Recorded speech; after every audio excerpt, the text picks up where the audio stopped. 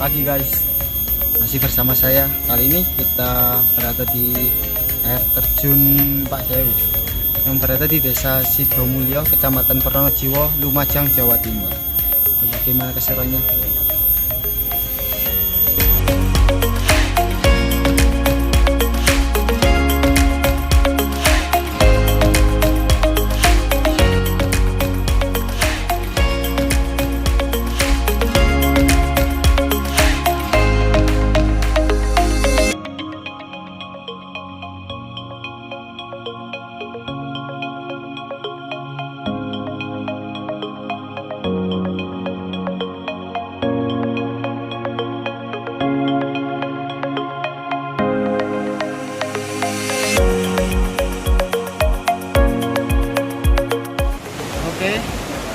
Jadi perjalanan dari atas ke sini menempuh waktu sekitar berapa ya?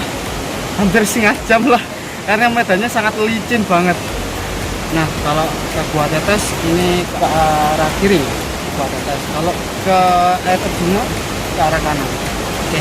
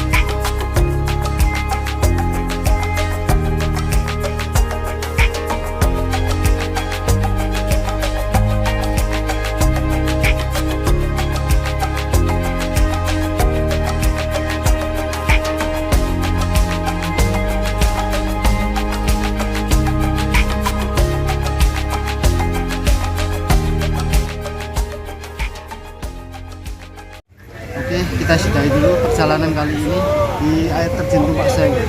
Sampai jumpa di perjalanan berikutnya. See you, bye bye.